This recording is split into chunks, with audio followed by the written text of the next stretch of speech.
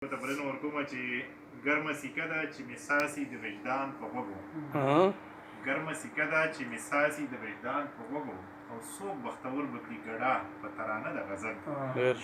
او ورشي سنګسار دی د احساس د بیدارۍ په ګناه ورشي سنګسار دی د احساس د بیدارۍ په ګناه او هغه اندیش هغه ښاغلی دیوانه د غزل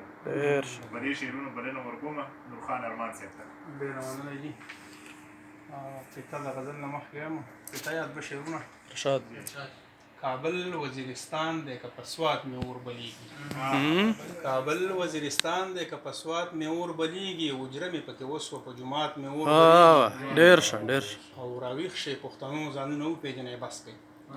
راویښ شئ پښتنو ځانونه وپېژنئ بس کوي که داسې اوده پاتې شو په ذات مو اور بلیږي ډېر ښه غزل دی چې ستا نه قربان شه ستا نظر پړونی ستا نه قربان شه ستا نظر پړونی او زه مه راوړم درله له ښار پړونی ستا نه قربان شه ستا نظر پړونی زه مه راوړم درله له ښار پړونی ډېر څه چې ژوندی دی نو په کلي کې دی څه چې ژوندی دی نو په کلي کې دی ښار کې ختلی دی په دار پړونی ډېر څه چې ژوندی دی نو په کلي کې دی ښار کې ختلی دی په دار پړونی او څانګې بولقه د سره کوزه کړله څانګې بولقه د سره کوزه کړله خود به ورانېږي ترې په لار پړونی څانګې بولقه د سره کوزه کړله خود به ورانېږي ترې په لار پړونی او شعر دی چې زما د دواړو خویندو یو په نصیب زما د دواړو خویندو یو په نصیب په سره وي چې وار په وار پړونی ډېر ښه ډېر ښه او خیري مقطع ده چې د خپل ارمان سلي ته جاړې وایي خپل ارمان سلي ته جاړې وایي زما د سره شو تار تار پړونی ډېر ښه ډېر ښه وزاد نظم ویمه روان دی چنارونه نن یو محفل کې ناست وم چې ټول ناشنا کسانو په خیر راغلی چې اوس ورڅه خاموشه غوندې شوه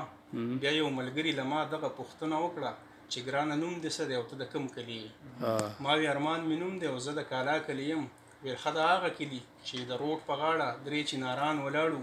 ما ویل بالکل صحیح زه یم د هغه کلي چې د روډ په غاړه درې چناران ولاړو څه خاموشه غوندې شوه بیا یې دا سوال پورته کو وی دا چې هر چا کړی نو غټ زیاتی یې کړی ستاسو د کلي ښایست خو په هغې ښکلی و ما ویل بالکل صحیح زمونږ د کلي ښایست نیمګړی شوی دی خو زمونږ د کلي ځینو خلکو هېر کړي دي خو زمونږ نه هېرېږي مونږ یې په نوم باندې یوه ټولنه لرو چنار پښتو ادبي بیا د دیدار صاحب هغه یو په زړه پورې نظم ما ورته دومره وویې چې څومره ماته یاد و د کلي ځینو خلکو هغه هېر کړي دي خو زمونږ نه هېرېږي د هېرولو نه دي ډېر ښه ډېر ښه